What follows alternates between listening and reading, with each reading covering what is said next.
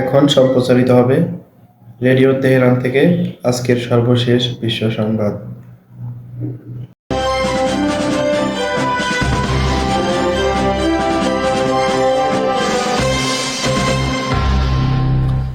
সংবাদ শিরোনাম।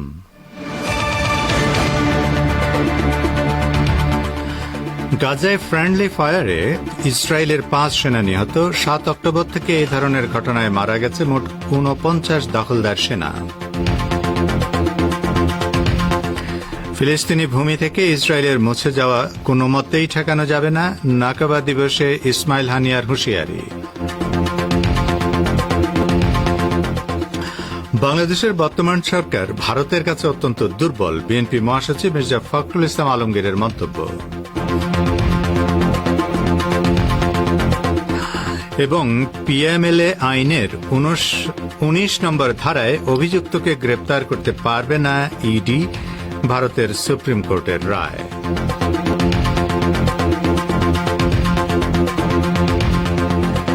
আসসালামু আলাইকুম শ্রোতা বন্ধুরা, গুরুত্বপূর্ণ সংবাদ শিরোনাম শুনলেন এতক্ষণ। এবারে বিস্তারিত বিশ্ব সংবাদে আপনাদের আমন্ত্রণ জানাচ্ছি আমি নাসির মাহমুদ।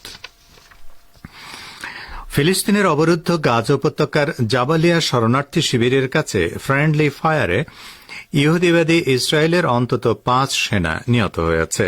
এই ঘটনায় অন্তত 7 সেনা আহত হয়েছে বলেও জানা গেছে। এর মধ্যে 3 জনের অবস্থা আশঙ্কাজনক। ইসরায়েলের গণমাধ্যম বলেছে, গতকাল সন্ধ্যা 7টার দিকে এই ঘটনা ঘটে। নিহত 5 সেনার মধ্যে একজন ক্যাপ্টেন পদমর্যাদার কর্মকর্তা রয়েছেন। তবে নিহত 5 জনেরই বয়স 20 থেকে 22 বছরের মধ্যে। তারা সবাই ইসরায়েলের প্যারাট্রুপার্স ব্রিগেডের সদস্য ছিল। ইসরায়েলের ভাষ্যমতে এই 5 সেনা নিহত হওয়ার ফলে গত 7 অক্টোবর থেকে এ পর্যন্ত গাজায় আগ্রাসন চালাতে গিয়ে ইসরায়েলের 278 জন সেনা নিহত হয়েছে। এর মধ্যে 49 জন সেনা নিহত হয়েছে ফ্রেন্ডলি ফায়ার বা নিজেদের গুলিতে। খোদ ইসরায়েলের গণমাধ্যম বলছে, জাবালিয়া শরণার্থী শিবিরের কাছে আগ্রাসন চালাতে গিয়ে একটি ভবনে জড়ো হওয়া ইসরায়েলি প্যারাট্রুপারদের লক্ষ্য করে ট্যাঙ্ক থেকে গোলাবর্ষণ করা হয়। এতে বড় রকমের হতাহতের এই ঘটনা ঘটে। ইসরায়েলের দখলদার বাহিনী এক বিবৃতিতে বলেছে, 7 অক্টোবর থেকে শুরু হওয়া যুদ্ধের মধ্যে এটি সবচেয়ে বড় ধরনের প্রাণঘাতী ফ্রেন্ডলি ফায়ারের ঘটনা। ফিলিস্তিনের ইসলামী প্রতিরোধ আন্দোলন হামাসের পলিট ব্যুরোর প্রধান ইসমাইল হানিয়া বলেছেন, ফিলিস্তিনি ভূখণ্ড থেকে ইহুদিবাদী ইসরায়েলের মুছে যাওয়ার বিষয়টি নিশ্চিত এবং চূড়ান্ত পরিণতিতে ইসরায়েলের অস্তিত্ব থাকবে না। গতকাল নাকবা দিবসের বার্ষিকী উপলক্ষে দেওয়া ভাষণে হামাস নেতা একথা বলেন। 1948 সালের এই দিনে পশ্চিমা ষড়যন্ত্রে ফিলিস্তিনি ভূখণ্ড জবর দখলের মাধ্যমে অবৈধ ইহুদিবাদী ইসরায়েল রাষ্ট্র প্রতিষ্ঠা করা হয়। সে সময় রাতারাতি ফিলিস্তিনের অন্তত 7.5 লাখ মানুষকে উদ্বাস্তু করা হয়, যারা আজও মাতৃভূমিতে ফিরতে পারেনি। এই দিবসকে ফিলিস্তিনিরা নাকবা বা বিপর্যয় দিবস হিসেবে স্মরণ করে। হামাস নেতা বলেন, আমাদের ভূমি থেকে ইসরায়েল মুছে যাবে, এটি পবিত্র কুরআনের কথা, যা অবশ্যম্ভাবী এবং ঐতিহাসিকভাবে সত্য। তারা ফিলিস্তিনি জাতি এবং পবিত্র স্থানগুলোকে ধ্বংস করতে চেয়েছিল, কিন্তু এখন পর্যন্ত ফিলিস্তিন ইস্যু আমাদের সচেতন জনগণ এবং সারা বিশ্বের স্বাধীনতাকামী মানুষের হৃদয়ে রয়েছে। ইসমাইল হানিয়া বলেন, গত 7 অক্টোবর ইসরায়েলের বিরুদ্ধে যে অপারেশন আল আকসা পরিচালিত হয়েছে তা ফিলিস্তিনের মুক্তি ও স্বাধীনতা আন্দোলনের পটভূমি হিসেবে কাজ করবে।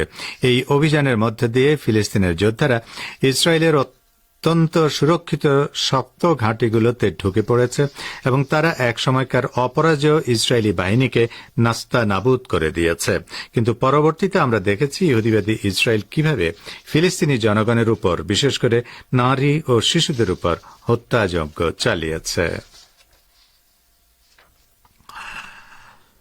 ইরানের ইসলামী বিপ্লবী গার্ড বাহিনী বা আইআরজিসির কুদস ফোর্সের commander brigadier general Ismail Kayani বলেছেন, ইসরায়েলের বিরুদ্ধে গত মাসে ইরান যখন প্রতিশোধমূলক হামলা চালায়, তখন সেই হামলা থেকে ইসরায়েলকে রক্ষার জন্য ব্রিটেন, জার্মানি এবং ফ্রান্স যুদ্ধবিমান মোতায়েন করে। এ ব্যাপারে দেশ 3টিকে ইরানের পক্ষ থেকে সতর্ক করা হয়েছিল। জেনারেল কায়ানি বলেন, সমস্ত অপরাধীর জানা উচিত তাদের এই সমস্ত কর্মকাণ্ড এবং অপরাধগুলো তাদের অ্যাকাউন্ট অ্যাকাউন্টে জমা হয়েছে। ফ্রান্স, জার্মানি এবং ব্রিটেনের এটা ভাবা উচিত হবে না যে ওই রাতে তারা বিমান মোতায়েন করেছিল এবং বিষয়টি শেষ হয়ে গেছে। ওই রাত হয়তো চলে গেছে, তবে তাদের কর্মকাণ্ডের জন্য তাদেরকে জবাবদিহি করতে হবে। সিরিয়ার রাজধানী দামেস্কে আইআরজিসির সিনিয়র কমান্ডার জেনারেল মোহাম্মদ হাদি হাজি রহিমের শাহাদাতের 40তম দিবস উপলক্ষে আয়োজিত অনুষ্ঠানে এসব কথা বলেন জেনারেল কায়ানি। গত 1 এপ্রিল ইহুদিবাদী ইসরায়েল দামেস্কে ইরানি কনসুলেট অফিসে হামলা চালালে জেনারেল রহিম সহ আইআরজিসির অন্তত 5 জন কর্মকর্তা শহীদ হন। এর প্রতিশোধ হিসেবে ইরান 13 এপ্রিল রাতে ইহুদিবাদী ইসরায়েলের বিরুদ্ধে সামরিক অভিযান চালায় এবং কয়েকশো ড্রোন ও ক্ষেপণাস্ত্র ব্যবহার করে। তুরস্কের প্রেসিডেন্ট রজব তাইব এরদোয়ান দাবি করেছেন সন্ত্রাসী ইসরায়েল সরকার গাজা উপত্যকায় ফিলিস্তিনি প্রতিরোধ আন্দোলন হামাসকে পরাজিত করতে পারলে এরপর তুরস্কের দিকে নজর দেবে এবং শেষ পর্যন্ত তার দেশে হামলা চালাবে। তিনি গতকাল রাজধানী আঙ্কারায় একটি সংসদীয় দলের সঙ্গে বৈঠকে এই আশঙ্কা ব্যক্ত করেন। এরদোয়ান সতর্ক করে দিয়ে বলেন, দখলদার সরকার ফিলিস্তিনের এই অবরুদ্ধ উপত্যকায় থেমে থাকবে না, বরং তুরস্ক হবে তার পরবর্তী টার্গেট। গত কয়েক মাস ধরে গাজা উপত্যকার উপর ইসরায়েলের গণহত্যামূলক যুদ্ধের কঠোর সমালোচনা করে আসছেন তুর্কি প্রেসিডেন্ট। তিনি তার দলের সংসদ সদস্যদের উদ্দেশ্যে বলেন, আপনারা একথা মনে করবেন না যে ইসরায়েল গাজায় থেমে থাকবে। এটিকে থামিয়ে না দেওয়া হলে এই সন্ত্রাসী ও দুর্বৃত্ত সরকার আজ হোক কাল হোক আনাতোলিয়ার দিকে নজর দেবে। এরদোয়ান বলেন, আমরা হামাসকে সমর্থন করে যাব, কারণ তারা তাদের মাতৃভূমির মুক্তির জন্য লড়াই করছে এবং তারা আনাতোলিয়াকেও রক্ষা করছে। আপনারা বিশ্ব সংবাদ শুনছেন রেডিও তেহরান থেকে। বাংলাদেশ, ভারত ও মধ্যপ্রাচ্যের শর্টওয়েভ 25 মিটার ব্যান্ডে আর বিশ্বজুড়ে ইন্টারনেট ও স্যাটেলাইটে। বাংলাদেশের বর্তমান সরকার ভারতের কাছে অত্যন্ত দুর্বল বলে মন্তব্য করেছেন বিএনপি মহাসচিব মির্জা ফখরুল ইসলাম আলমগীর। আজ জাতীয় প্রেস ক্লাবের ভাসানী অনুসারী পরিষদের উদ্যোগে ভারতীয় আগ্রাসনের বিরুদ্ধে মাওলানা আব্দুল হামিদ খান ভাসানীর ফারাক্কা লং মার্চের দিবস উপলক্ষে এক আলোচনা সভায় তিনি এই মন্তব্য করেন। মির্জা ফখরুল বলেন, স্বাধীনতার ভূমিকার জন্য অবশ্যই ভারতের কাছে কৃতজ্ঞতা প্রকাশ করি। তারপর আমরা লক্ষ্য করছি তারা সবসময় বাংলাদেশকে নিয়ন্ত্রণে রাখতে সব কর্মকাণ্ড পরিচালনা করছে। তারা শুধু ফারাক্কা নয়, বাংলাদেশের 154টি নদীর পানির বন্টন নিয়ে গড়িমসি করেছে, সমস্যার সমাধান করেনি। তিনি বলেন, আপনারা সবাই জানেন দীর্ঘকাল ধরে তিস্তা নদীর পানি বন্টন নিয়ে এই চুক্তি করছি, এই হয়ে যাবে, এখন ভালো অবস্থায় আছে। এইভাবে এই সরকার সময় পার করেছে। এই ব্যর্থতার মূল কারণ হচ্ছে সরকার পুরোপুরিভাবে একটা নতজানু সরকার। তারা কখনোই জনগণের স্বার্থে স্ট্যান্ড নিতে পারছে না, কারণ তারা ভারতের কাছে অত্যন্ত দুর্বল। বেআইনি আর্থিক লেনদেন প্রতিরোধ আইন বা পিএমএলএ মামলার 19 নম্বর ধারায় অভিযুক্তকে গ্রেপ্তার করতে পারবে না ভারতের কেন্দ্রীয় তদন্ত সংস্থা এনফোর্সমেন্ট ডিরেক্টরেট বা ইডি। অভিযুক্তকে হেফাজতে রাখতে চাইলে ইডিকে সংশ্লিষ্ট বিশেষ আদালতে আবেদন করতে হবে। আদালতের অনুমতি সাপেক্ষেই অভিযুক্তকে গ্রেপ্তার করতে পারবে ইডি। আজ ইডির ক্ষমতা খর্ব করে এই নির্দেশ দিয়েছে সুপ্রিম কোর্ট। লোকসভা নির্বাচনের ভোট চলাকালীন দেশের শীর্ষ আদালতের এই আদেশ বেশ তাৎপর্যপূর্ণ বলে মনে করছেন বিশেষজ্ঞরা। সুপ্রিম কোর্টের বিচারপতি অভয় ওকা এবং উজ্জ্বল ভূঁইয়ার বেঞ্চের আদেশে বলা হয়েছে, যদি একজন অভিযুক্ত সমনে সাড়া দিয়ে আদালতে হাজির হন, তবে তাকে গ্রেপ্তার করার জন্য ইডিকে সংশ্লিষ্ট আদালতে আবেদন করতে হবে। আদালতের অনুমতি ছাড়া হাজিরা দেওয়া অভিযুক্তকে ইডি হেফাজতে নিতে পারবে না। এছাড়াও ডিভিশন বেঞ্চের নির্দেশ, বেআইনি আর্থিক লেনদেন প্রতিরোধ আইন মামলায় অভিযুক্ত যদি সমন মেনে আদালতে হাজিরা দেন, তবে অভিযুক্তের আলাদাভাবে জামিনের আবেদন করার কোনো প্রয়োজন নেই।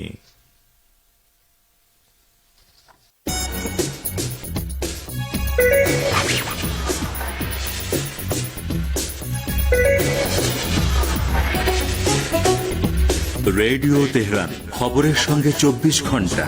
ভিজিট করুন আমাদের ওয়েবসাইট parstoday.ir/dn।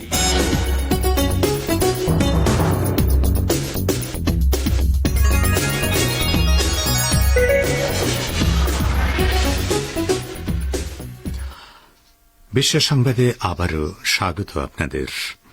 রাশিয়ার প্রেসিডেন্ট ভ্লাদিমির পুতিন বলেছেন, চীনের সাথে তার দেশের সম্পর্ককে অন্য কোনো দেশের জন্য হুমকি হিসেবে দেখা উচিত হবে না। দুদিনের রাষ্ট্রীয় সফরে চীনের রাজধানী বেইজিং এ পৌঁছে আজ একথা বলেন তিনি। পুতিন বলেন, মস্কো এবং বেইজিং এর মধ্যকার সম্পর্ক ও অংশীদারিত্বকে বিশ্বের স্থিতিশীলতা প্রতিষ্ঠার শক্তি হিসেবে দেখা উচিত। রাজধানী বেইজিং পৌঁছে প্রেসিডেন্ট পুতিন চীনা প্রেসিডেন্টের সঙ্গে বৈঠক করেন। চলতি মাসে ভ্লাদিমির পুতিন পঞ্চমবারের মতো রাশিয়ার প্রেসিডেন্ট হিসেবে শপথ নিয়েছেন। এরপর তিনি প্রথম বিদেশ সফরে চীন গেলেন। তিনি বলেন, চীন রাশিয়ার সম্পর্ক সাময়িক কোনো বিষয় নয় এবং এটি কারোর বিরুদ্ধেও নয়। আমাদের মধ্যকার সহযোগিতা আন্তর্জাতিক স্থিতিশীলতার জন্য গুরুত্বপূর্ণ একটি নিয়ামক শক্তি। আমরা বহুমুখী বাস্তবতা এবং আন্তর্জাতিক আইনের ভিত্তিতে ন্যায্যতার নীতি এবং গণতান্ত্রিক বিশ্ব ব্যবস্থাকে রক্ষা করছি। এদিকে নেটো এবং অন্যদিকে রাশিয়া ও চীনের মধ্যে উত্তেজনার মধ্যে প্রেসিডেন্ট পুতিন চীন সফর করছেন। ইউক্রেনের প্রেসিডেন্ট ভলোদিমির জেলেনস্কি চলতি সপ্তাহের সমস্ত নির্ধারিত বিদেশ সফর স্থগিত করেছেন। জেলেনস্কির প্রেস সেক্রেটারি গতকাল একথা ঘোষণা করেন। খার্কিভ অঞ্চলের সীমান্তে যখন রাশিয়ার সেনারা দ্রুত অগ্রসর হচ্ছে, তখন জেলেনস্কি এই পদক্ষেপ নিলেন। জেলেনস্কির প্রেস সেক্রেটারি সের্গেই নিকিফোরভ তাঁর ফেসবুক পেজে দেওয়া এক পোস্টে লিখেছেন, ইউক্রেনের নেতা তার সমস্ত আন্তর্জাতিক কর্মসূচি স্থগিত করার নির্দেশ দিয়েছেন। এর মধ্যে আগামী কয়েক দিনের ভেতরে যে সমস্ত সফরসূচি ছিল তাও স্থগিত করা হয়েছে। বিষয়টি ইউক্রেনের সমর্থক দেশগুলো বুঝবে বলে নিকিফোরভ আশা করেন। জেলেনস্কির আগামীকাল স্পেন সফরে যাওয়ার কথা ছিল এবং রাজা ফিলিপের সাথে বৈঠকের কর্মসূচি চূড়ান্ত ছিল। এরপর সেখান থেকে তার পর্তুগালে যাওয়ার কথা ছিল, যেখানে লিসবনের সাথে দ্বিপক্ষীয় নিরাপত্তা সহযোগিতা চুক্তি সইয়ের কথা ছিল। নিকিফোরভ সফরসূচি স্থগিত করার কারণ না উল্লেখ করলেও এই ঘোষণা এমন সময় এসেছে যখন রাশিয়ার সেনারা খার্কিভ সীমান্তবর্তী এলাকার বেশ কয়েকটি গ্রাম নিজেদের নিয়ন্ত্রণে নিয়েছে। আবারও গাজা ইসরায়েল যুদ্ধ প্রসঙ্গ। লেবাননের ইসলামী প্রতিরোধ আন্দোলন হিজবুল্লাহর একজন সিনিয়র ফিল্ড কমান্ডারের শাহাদাতের প্রতিশোধ নিতে ইসরায়েলের বেশ কয়েকটি লক্ষ্যবস্তুতে ব্যাপকভাবে হামলা চালিয়েছে এই প্রতিরোধ সংগঠন।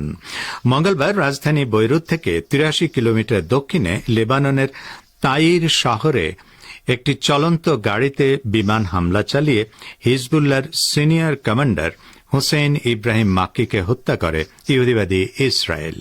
ওই হামলার মাক্কির আরও 2 সহযাত্রী নিহত হন। এর পরদিন বুধবার ইসরায়েলের উত্তরাঞ্চলে অবস্থিত বেশ কয়েকটি সেনা অবস্থানে কয়েক ডজন রকেট নিক্ষেপ করে হিজবুল্লাহ। এসব হামলায় ব্যাপক ক্ষয়ক্ষতি হলেও এ সংক্রান্ত খবরাখবর প্রচার করেনি তেল আবিব। তো শ্রোতা বন্ধুরা, আমাদের নিউজ ডেস্কে এই ছিল এখনকার মতো সর্বশেষ বিশ্ব সংবাদ। সঙ্গে থাকার জন্য আপনাদের অনেক অনেক ধন্যবাদ।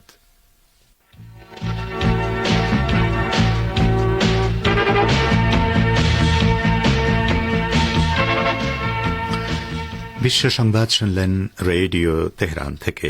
এবারে আমন্ত্রণ জানাচ্ছি সংবাদ ভাষ্যের অনুষ্ঠান দৃষ্টিপাতে। ইহুদিবাদী ইসরায়েল গাজায় বোমা বর্ষণ শুরু এবং নিষ্পাপ শিশুদের হত্যা করার পরপরই পশ্চিমা গির্জার নেতাদের এবং খ্রিস্টান ধর্মতত্ত্ববিদদের কাছে ফিলিস্তিনি খ্রিস্টানদের একটি খোলা চিঠি প্রকাশিত হয়েছিল। আমাদের ভাষ্যকার এখানে এই গুরুত্বপূর্ণ চিঠির প্রধান অংশগুলো পর্যালোচনা করেছেন। পড়ে শোনাচ্ছেন বাবুল আখতার। ইহুদিবাদী ইসরায়েল গাজায় বোমা বর্ষণ শুরু করার এবং নিষ্পাপ শিশুদের হত্যা করার পরপরই পশ্চিমা গির্জার নেতাদের এবং খ্রিস্টান ধর্মতত্ত্ববিদদের কাছে ফিলিস্তিনি খ্রিস্টানদের একটি খোলা চিঠি প্রকাশিত হয়েছিল। এখানে আমরা এই গুরুত্বপূর্ণ চিঠির প্রধান অংশগুলো পর্যালোচনা করছি। এই চিঠিতে বলা হয়েছে, আমরা দৃঢ়ভাবে পশ্চিমা খ্রিস্টানদের এভাবে আমাদের সাথে যোগ দেওয়ার পরামর্শ দিচ্ছি। আমরা নিজেদেরকে এবং আমাদের সহ খ্রিস্টানদেরও মনে করে দিচ্ছে যে ঈশ্বর সবসময় অসহায় ও নিপীড়িতদের ঈশ্বর এবং ঈসা আলাইহিস সালাম ক্ষমতাশীলদের তিরস্কার করেছিলেন এবং নিপীড়িতদের উপরে তুলেছিলেন। যেমন বাইবেলে বলা হয়েছে, সঠিক কাজ করতে শিখুন, ন্যায় বিচারের পাশে থাকুন, নিপীড়িতদের রক্ষা করুন। আমরা ফিলিস্তিনি খ্রিস্টান জনগণের সংগঠন এবং আন্দোলন এই চিঠিতে স্বাক্ষরকারীরা আমাদের দেশে সহিংসতা এবং বর্বরতার নতুন মাত্রার প্রতি অত্যন্ত বেদনা ও পরিতাপের সঙ্গে আপনাদের দৃষ্টি আকর্ষণ করছে। এই চিঠি লেখার সময় 2023 সালের 19 অক্টোবর নৃশংস ইসরায়েলি হামলায় আমরা কয়েকজন বন্ধু এবং পরিবারের সদস্যদের হারিয়েছিলাম। বোমা হামলায় সেই খ্রিস্টানরাও ছিলেন যারা গাজার ঐতিহাসিক গ্রিক অর্থোডক্স চার্চে আশ্রয় নিয়েছিল। আমাদের দেশে চলমান যুদ্ধে আমাদের উপর দিয়ে বয়ে যাওয়া ভয় ও আতঙ্ককে কোনো ভাষায় প্রকাশ করা যাবে না। আমরা গভীরভাবে উদ্বিগ্ন যে ঈশ্বরের নাম ব্যবহার করে সহিংসতা এবং জাতীয় ধর্মীয় মতাদর্শ প্রচারের জন্য ব্যবহার করা হচ্ছে। ফিলিস্তিনি জনগণের বিরুদ্ধে ইসরায়েলের যুদ্ধের জন্য অনেক পশ্চিমা খ্রিস্টানদের প্রশ্নাতীত সমর্থন দেখে আমরা আতঙ্কিত।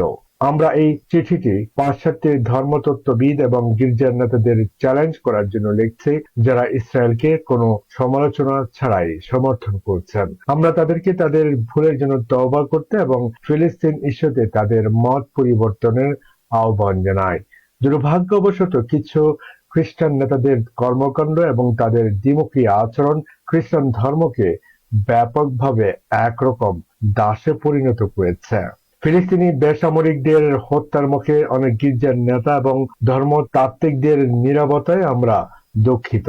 আমরা আরো হতবাক হয়েছে যে কিছু পশ্চিমা খ্রিস্টান ফিলিস্তিনে ইসরায়েলের চলমান দখলদারিত্বের নিন্দা করতে অস্বীকার করেছে এবং কিছু ক্ষেত্রে দখলদারিত্বের সমর্থন এবং পৃষ্ঠপোষকতা দিচ্ছে। গাজা ইসরায়েলের নির্বিচারে হামলাকে কিছু খ্রিস্টান নেতা এবং ধর্মীয় নেতা কর্তৃক বৈধতা দেওয়ায় আমরা আরো বেশি শঙ্কিত। গত 17 বছর ধরে গাজায় ইসরায়েলের নির্মম অবরোধ 365 কিলোমিটার এলাকাকে 2 মিলিয়নেরও বেশি ফিলিস্তিনিদের জন্য একটি উন্মুক্ত কারাগারে পরিণত করেছে।